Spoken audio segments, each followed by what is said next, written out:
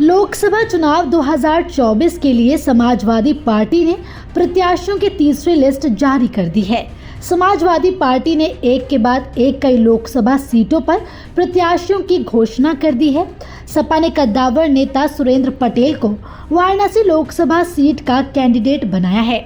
वहीं ऐसे में सपा प्रत्याशी सुरेंद्र पटेल ने विकास के मुद्दे को लेकर कहा कि भारतीय जनता पार्टी को कड़ी टक्कर देंगे। बीजेपी सिर्फ विकास को हवा में दिखाती है, लेकिन सपा इसको हकीकत कर दिखाएगी। बता दें, शहर दक्षिणी, शहर उत्तरी, वाराणसी कैंट, सेवापुरी और रोहनिया विधानसभा क्षेत्र वाराणसी संसदीय क्षेत्र में शामिल हैं। पीडीए की तर्ज पर समाजवादी पार्टी ने कुर्मी वोटरों को साधने के लिए सुरेंद्र पटेल को जिम्मेदारी दी है। वाराणसी संसदीय क्षेत्र में करीब 4 लाख पटेल मतदाता हैं, जो किसी भी प्रत्याशी को जिताने का मादा रखते हैं। सहारा समय संवाददाता अभिषेक सिंह ने वाराणसी से सपा प्रत्याशी सुरेंद्र पटेल से खास बातचीत की और जाना कि वो किन मुद्दों को लेकर जनता के बीच जाएंगे। इस खास रिपोर्ट में देखिए उन्होंने क्या कुछ कहा। जिस पीडीए के तर्ज पर समाजवादी पार्टी उत्तर प्रदेश में अधिक से अधिक लोकसभा सांसद जीतने का वादा किया था, उसी पीडीए के तर्ज पर वाराणसी से, यानी कि जो हॉट सीट है पूरे उत्तर प्रदेश का, जहां से प्रधानमंत्री चुनकर जाते हैं, उस सीट पर 4 दशक से ज़्यादा राजनीतिक कैरियर रखने वाले और सपा सरकार में पूर्व मंत्री साथ ही साथ 3 बार के विधायक रहे सुरेंद्र पटेल को अपना उम्मीदवार बनाया है। और हमारे साथ ज़्यादा जानकारी के साथ जुड़ रहे हैं सुरेंद्र पटेल जी। पहले तो वाराणसी सीट हॉट सीट है, कैसे देखते हैं, किन मुद्दों के साथ, चूँकि आपका सीधा मुकाबला देश के प्रधानमंत्री से होने जा रहा है? देखिए, जनता के आगे कोई सीट हाट नहीं होती है। जनता के आगे कोई सीट हाट नहीं होती है और जनता लोकतंत्र में मालिक है। जनता जब गुस्से में आ जाती है तो लोकतंत्र का करारा जवाब देती है। और मैं तो भाई जनता का सेवक हूँ। सेवा के रूप में मैं यहाँ का मतदाता हूँ। आदरणीय प्रधानमंत्री जी हमारे प्रधानमंत्री हैं। हमें बड़ा उम्मीद था कि आदरणीय प्रधानमंत्री जी का देश पूरा परिवार है।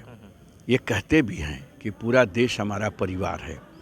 तो उनकी संसदीय क्षेत्र में मुझे पूरा भरोसा था कि बीएलडब्ल्यू की तरह कम से कम 5 मंदिर बनता, ताकि उस मंदिर में हमारे लोग कर्म भी करते और बाबा विश्वनाथ और भोलेनाथ की नगरी में पूजा भी करते। देवों के देव महादेव की नगरी है, ठीक है, लेकिन कर्म का मंदिर नहीं बना, केवल महादेव का मंदिर बना। अब महादेव तो फक्कड़ी थे, वो तो हिमालय पे रहने वाले थे, वो तो शमशान पे रहने वाले थे। आप जो जहाँ बैठे हैं इस कैंपस में, ये महादेव की मंदिर है, ये बजरंगबली की मंदिर है। यहाँ पे हम लोग 24 घंटे हम लोग रहते हैं, जनता की सेवा करते हैं और उनका सुख दुख सुनते हैं। लेकिन इससे पेट थोड़ी भरेगा। पेट तो भरेगा बीएलडब्ल्यू वाला जो मंदिर है, मालवीय जी की जो मंदिर है, उससे हमारा संस्कार पनपेगा।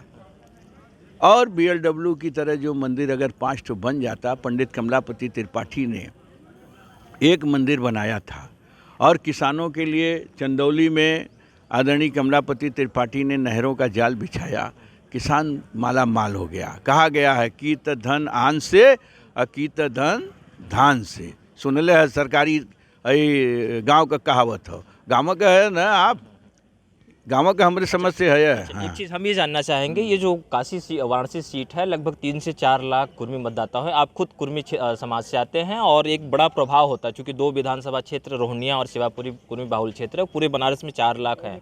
और वैसे में अगर हम देखा जाए तो कुर्मी वोटों के साथ साथ अगर आपका जो परंपरागत यादव वोट है और कुछ मुस्लिम वोट हैं, तो आपकी लड़ाई एक तौर से सीधे तरह से भारी देखी जा सकती है इस चुनावी रण में। देखिए, ऐसा है कि पहले तो इंसानों में कोई जाति होती नहीं है, लेकिन अगर आपने जाति का चर्चा कर दिया तो ठीक है। हम सरदार पटेल को मानने वाले पटेल हैं, जिन्होंने 4 फरवरी सन 1948 को आरएसएस पे बैन लगाया था। समझे आप ना, आरएसएस नफरत पैदा करती है, वो सामंतवादी व्यवस्था है, वो लोकतंत्र को खतरा पैदा करने वाली व्यवस्था है उसकी। हम लोग आरएसएस के खिलाफ हैं। हम लोग शुरू से सोशलिस्टवादी लोग हैं।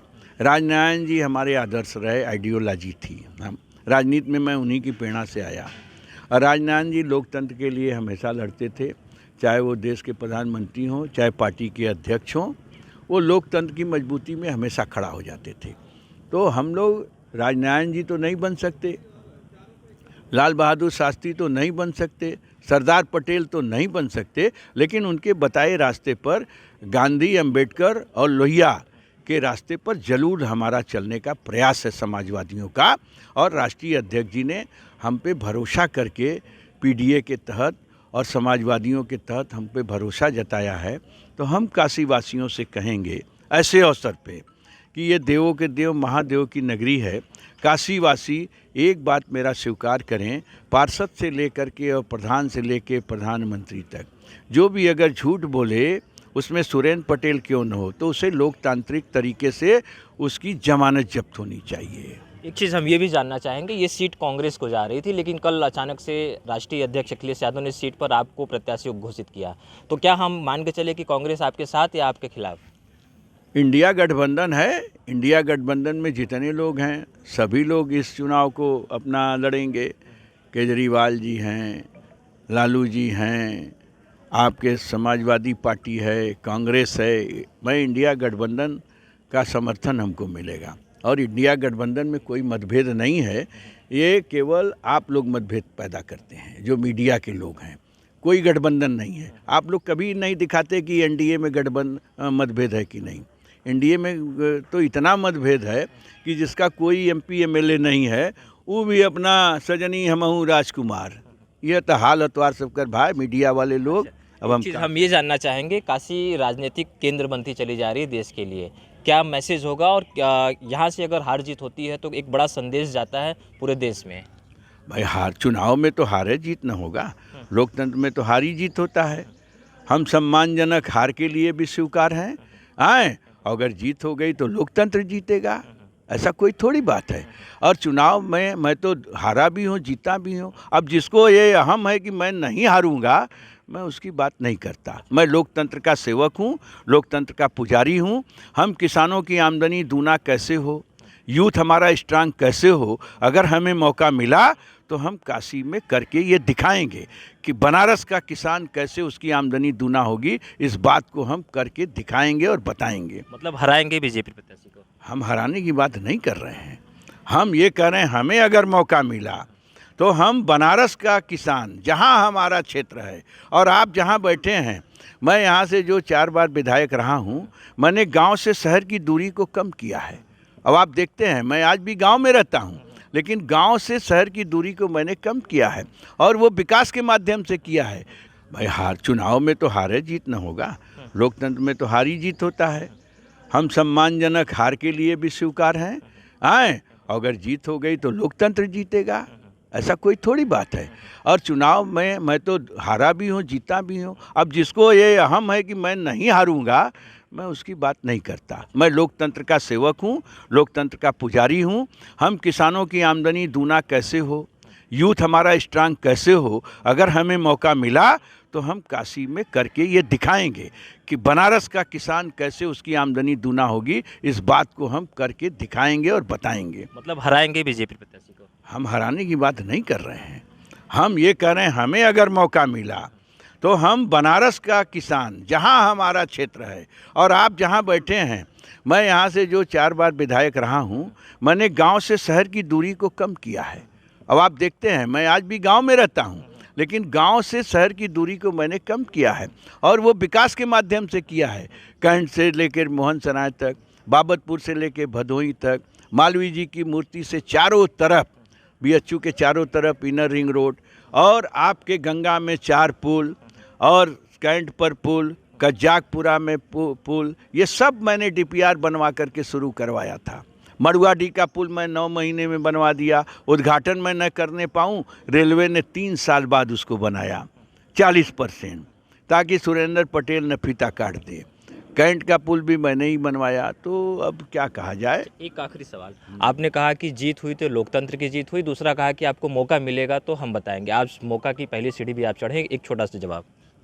क्या मौके की पहली सीढ़ी? क्या मतलब आपने कहा मौका मिला तो हम जीत के दिखाएंगे, तो आज प्रत्याशी घोषित हो चुके हैं, तो अब आगे की राह? हमारी कोई हैसियत नहीं है जीतने की। लोकतंत्र जीताएगा और लोकतंत्र हराएगा। सुरेंद्र पटेल का तो एक वोट है, राजनारायण जी का एक वोट नहीं था, जाके वहाँ हरा दिए 77 में। मैं तो यहाँ मतदाता भी हूँ और आप सब लोग मतदाता हैं। गुजरात के लोग यहाँ आके वोट नहीं डालेंगे। मतलब आश्वस्त है जीत को लेकर? हम ये बात मत कहिए, मीडिया के लोग लड़ाने का काम न करें। मैं सेवा के लिए हूँ समर्पित, मेरा जीत का कोई वो नहीं है। जीत का क्या मतलब है? जीतेगी जनता, हारेगी जनता। धन्यवाद। ये समाजवादी पार्टी के अधिकृत प्रत्याशी सुरेंद्र पटेल जी थे, जो यहाँ से राजनीतिक जो हस्ती है उनका काफ़ी कद्दावर रहा। 4 दशक तक यहाँ की राजनीति पर उनका अनुभव रहा। कुल मिला जुला कर कहा जाए तो उन्होंने बताया कि जो देश में जो फिलहाल जो मुद्दे हैं, चाहे वो बेरोजगारी के मुद्दे हों, चाहे महंगाई के मुद्दे हों, समेत तमाम मुद्दों को लेकर खुद वाराणसी से हुंकार भरेंगे। फिलहाल सारा समय के लिए वाराणसी से अभिषेक।